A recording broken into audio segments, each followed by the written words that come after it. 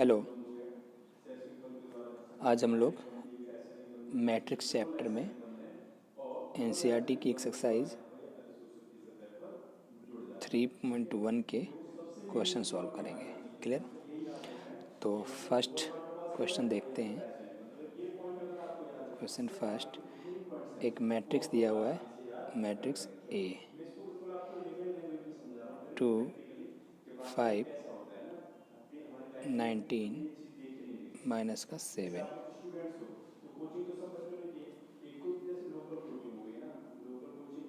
35 minus 2 5 2 12 root 3 1 minus 5 17। अब first question है कोटि। पूछा गया कि इसकी कोटि क्या होगी। क्लियर? तो हमें मालूम है कि कोटि हम कैसे फाइंड करते हैं, पंक्तियों और स्तंभों की संख्या को गुणा के रूप में लिखते हैं और उसे हम कोटि कहते हैं। तो यहाँ पर 1 2 3 कोटि की पंक्तियाँ कितनी हैं, 3 इंटू स्तंभ कितने, 1 2 3 4, तो कोटि कितनी हो जाएगी, 3/4। क्लियर? इसी प्रकार से दूसरा है, दूसरे क्वेश्चन में कह रहा है अवयवों की संख्या। तो जैसा कि हमने पहले ही बताया था कॉन्सेप्ट में कि हम कोटि में जो रो और कॉलम होते हैं इनको गुणा करके लिखिए। तो 3 इंटू 4 कितना हो जाएगा, 12। तो अवयवों की संख्या कितनी हो गई, 12। क्लियर? तीसरे क्वेश्चन में हमसे अवयव पूछे गए, जैसे A13 A21 A33 A24 और A23, इनके मान पूछे गए, इन क्वेश्चंस के मान पूछे गए हैं। तो मुझे बताइए कि अगर मुझसे A13 पूछा गया है,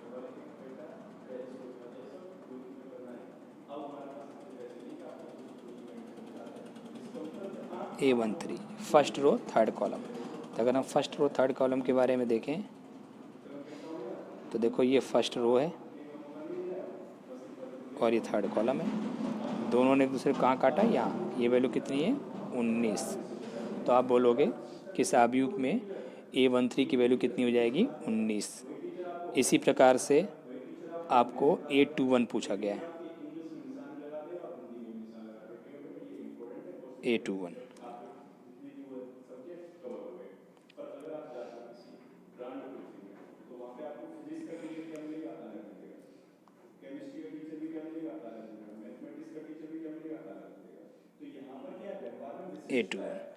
A21 यानी सेकेंड रो फर्स्ट कॉलम। दोनों ने काटा तो कितनी वैल्यू हुई, 35। ये लीजिए, तो A21 की वैल्यू कितनी आ गई, 35।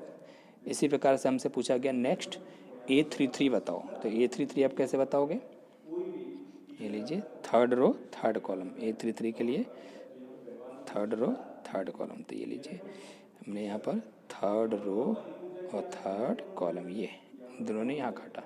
तो A33 की वैल्यू कितनी आ जाएगी, -5, third row third column. Clear? इसी प्रकार से नेक्स्ट हमसे पूछा गया A24।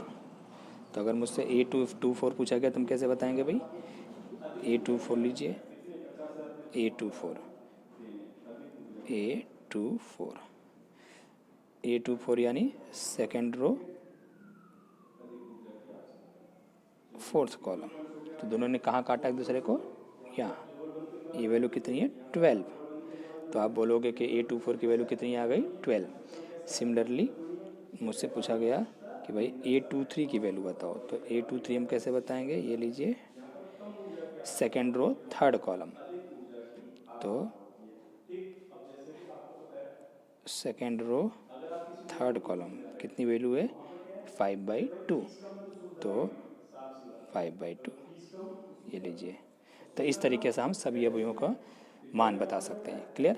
चलिए तो नेक्स्ट क्वेश्चन करते हैं। सेकंड क्वेश्चन, सेकंड क्वेश्चन हमारा है, कह रहा है किसी अवयव में 24 अवयव हैं, 24 अवयव हैं, तो कितनी कोटियाँ होंगी, है ना। तो इस तरीके के क्वेश्चन हम कैसे करेंगे, इसके लिए मैंने आपको बता रखा है कि गुणनखंडों की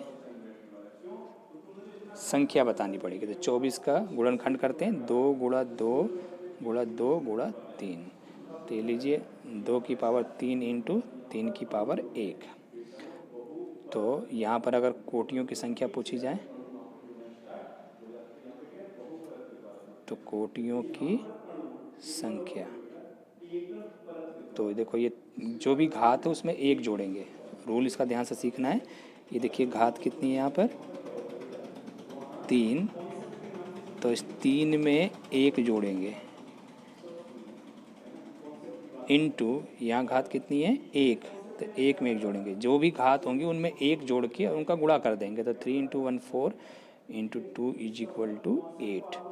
तो यहाँ से जवाब मिल गया कि कोटियों की संख्या कितनी हो गई 8। अब कई बार हमसे, जैसे इस क्वेश्चन में हमसे संभव कोटियाँ क्या है पूछा गया है कि संभव कोटियाँ क्या हैं, संभव कोटियाँ क्या हैं। अब इसका मतलब ये है कि एक तो ये बताओ कि कितनी कोटियाँ होंगी और वो कोटियाँ कौन कौन सी होंगी। तो ये तो जवाब मिल गया कि 8 कोटियाँ होंगी। कौन कौन सी होंगी, तो उसके लिए हमें 8 का गुणनखंड आना चाहिए। तो 8 का गुणनखंड, अब सॉरी 24 का गुणनखंड आना चाहिए। तो 24 का गुणनखंड कौन कौन है, यानी जिससे 24 में भाग चला जाए। तो 1 है, 2 है, 3 है, 4 है, 6, 8, 12 और खुद 24, हाँ या ना। तो इस तरीके से ये सभी 24 के गुणनखंड हैं। तो कोटियाँ कैसे बनेंगी, अब 1 का 24 में भाग लगाएंगे तो यानी 1 गुणा 24, 24 से कम 24 हो जाएगा। और दूसरा कौन सा बनेगा 24 गुणा 1। आई बात समझ में। दूसरा अगर मैं 2 ले लूँ तो 2 गुणा 12, 12 दूनी 24 हो गया। पलट के लिखेंगे तो 12 गुणा 2, ये भी इसकी कोटि हो जाएगी। इसी प्रकार से अगर 3 के हिसाब से देखा जाए तो 3, अब 3 के साथ कौन सी कोटि बनेगी, 3 गुणा 8, 8 3 24 होता है, और 8 गुणा 3 भी बन जाएगी। आ रही बात समझ में। इसी प्रकार से 4 के साथ कौन बनेगा 6, और उल्टा कर देंगे तो 6 के साथ कौन बनेगा 4। आ रही बात समझ में। हाँ, तो इस तरीके से, इसी प्रकार से अगर 6 के साथ तो हो गया, फिर 8 के साथ भी हो गया, फिर 12 के साथ भी हो गया, और 24। तो देखिए 2 1 2 2 2 4 2 6 और 2 8, इस तरीके से टोटल 8 कोटियाँ बन गई। कौन कौन सी, 1/24, 24/1, 3/8, 4/6, 2/12, 12/2, 8/3, 6/4, इस तरीके से ये 8 कोटियाँ बनेंगी किसकी, जिस अवयव में कुल 24 अवयव हैं। चलिए आगे चलते हैं। नेक्स्ट क्वेश्चन, इसी क्वेश्चन में सेकंड पार्ट है कि यदि 13 अवयव हों,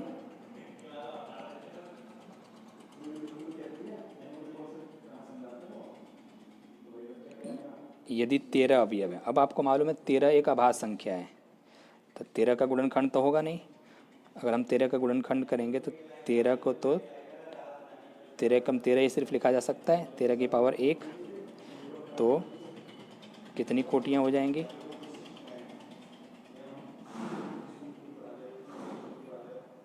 कोटियों की संख्या हो जाएगी 1 + 1 = 2। इसका मतलब अगर किसी अवयव में 13 अवयव हैं तो 2 कोटियाँ होंगी। कौन कौन सी, एक 1/13 और दूसरा 13/1, सिर्फ 2 कोटियाँ होंगी, क्योंकि 13 का गुणनखंड नहीं हो सकता है। Clear, okay. नेक्स्ट क्वेश्चन पे चलते हैं। चलिए नेक्स्ट क्वेश्चन पे चलते हैं। थर्ड क्वेश्चन,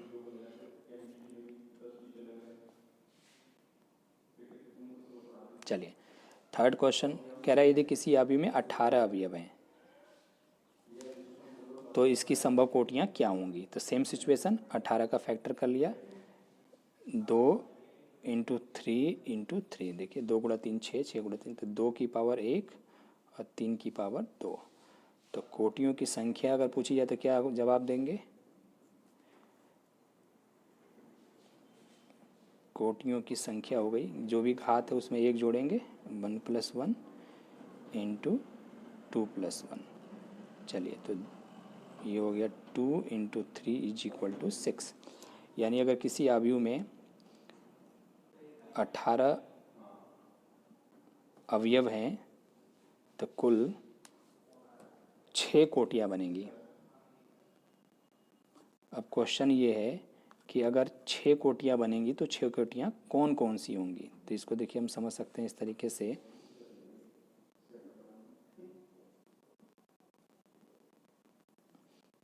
कि अगर 18 के गुणनखंड देखे जाए तो कौन होंगे। एक तो 1, 2,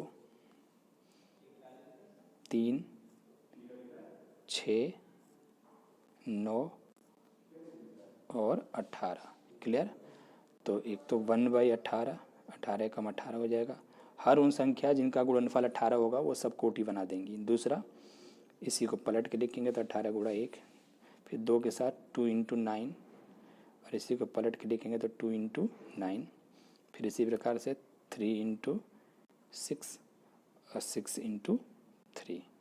तो ये देखिए आपके सामने 2 2 4 2 6 कोटियाँ बन गई। तो यही हमारा आंसर है कि अगर किसी अवयव में 18 अवयव हैं तो 6 कोटियाँ, और ये रही वो 6 कोटियाँ।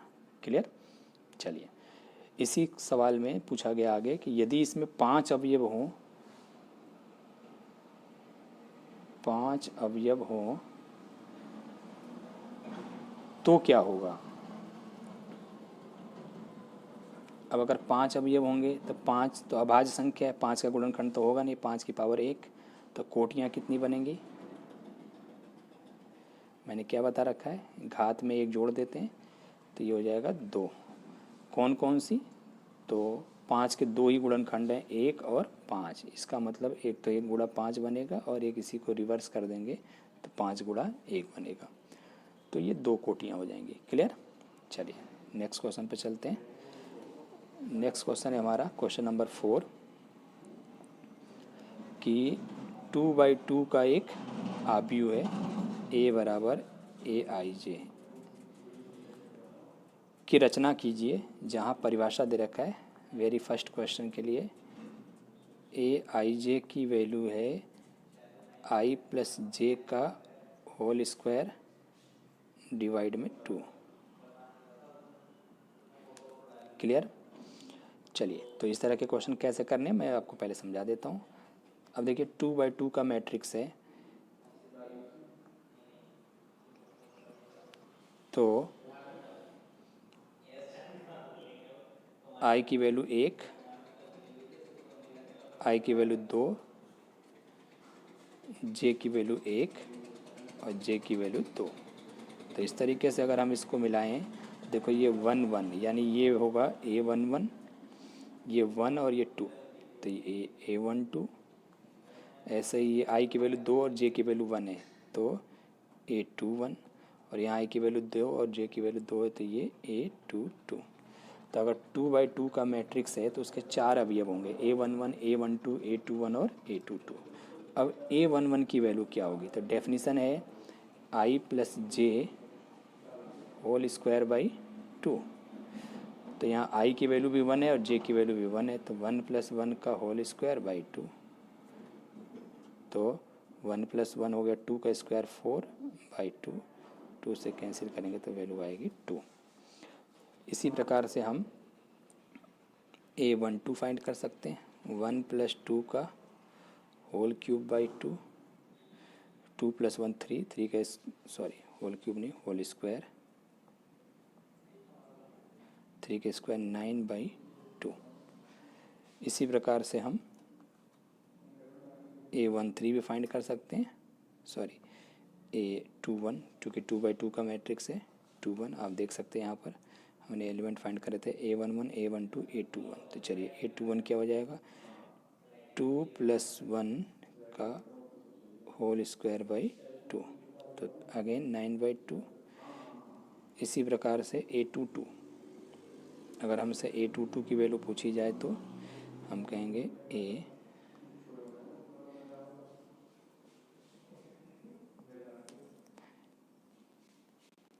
To + 2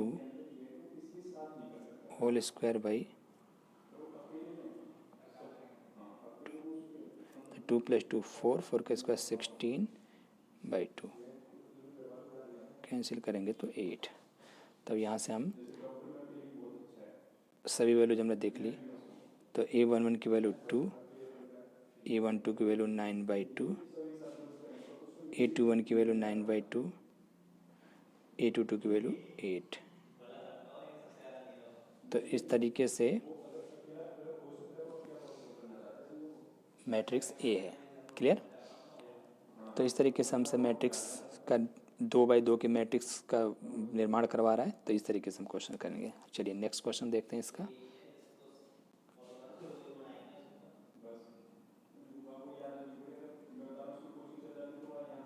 second part, Aij is equal to I/J।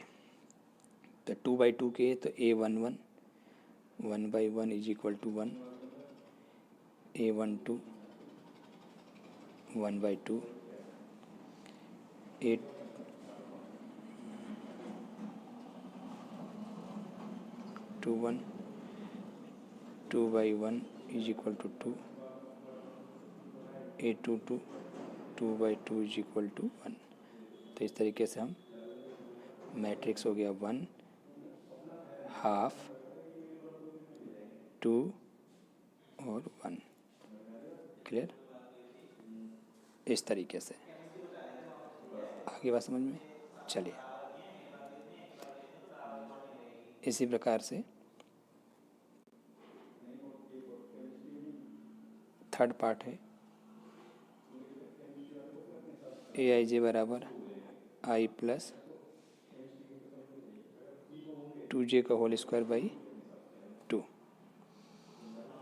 तो A11 I की वैल्यू 1, j की वैल्यू 2, तो 2 1 जा 2 होल स्क्वायर बाई 2।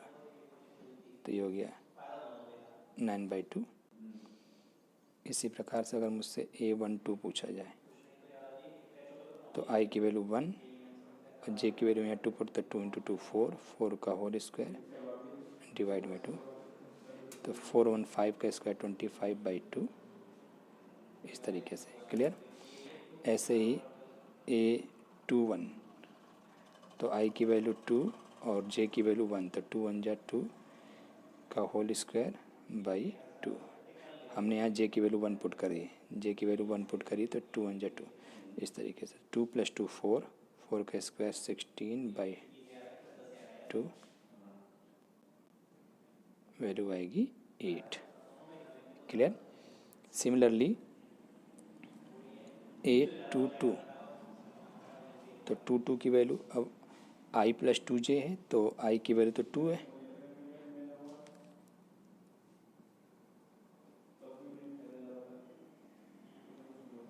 +2 × 2 4 का होल स्क्वायर बाई 2। तो 6 का वर्ग 36, तो ये वैल्यू हो गया 18। इस तरीके से। क्लियर? तो अगर मैट्रिक्स की बात करें तो मैट्रिक्स क्या बन जाएगा? 9/2, 25/2, 8, 18। तो इस तरीके से आप देख सकते हैं कि क्वेश्चन नंबर 4 में फर्स्ट सेकेंड थर्ड 3 पार्ट हैं। तो हमने आपको तीनों पार्ट करा दिए। ओके, आइए क्वेश्चन नंबर 5 देखते हैं। क्वेश्चन नंबर 5 में कह रहा है कि 3/4 का एक आव्यूह बनाइए जिसके लिए परिभाषा दे रखी है Aij बराबर हाफ माइनस का 3i + j का मॉड। तो अब हमें मालूम है कि 3/4 का मतलब i की वैल्यू 1 से लेके 3 तक जाएगी, 1 2 3, और j की वैल्यू 1 से लेके 4 तक जाएगी। तो अगर ये देखिए मैंने यहाँ बनाया 1 2 3 और j की वैल्यू 1 2 3 4। तो A11 A12 A13 A14 A21 फिर A22 A23 A24, इस तरीके से A31 A32 A33 और A34। तो इस तरीके से ये हमारे एलिमेंट्स होंगे। तो अब हम परिभाषा के हिसाब से इनकी वैल्यूज़ फाइंड कर सकते हैं। तो A11 की देखो वैल्यू हो जाएगी हाफ, मॉड के अंदर माइनस 3 इंटू आई की वैल्यू 1 प्लस जे की वैल्यू 1, तो -3 + 1 -2 का मॉड करेंगे तो 2 और 2 से 2 कट के 1 आ जाएगा। ऐसे ही हम A12 फाइंड कर लेंगे।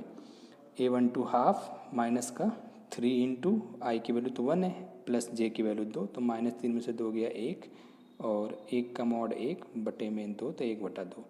हमने ऐसे सभी वैल्यू कैलकुलेट कर ली और यहाँ पर आपने देखा कि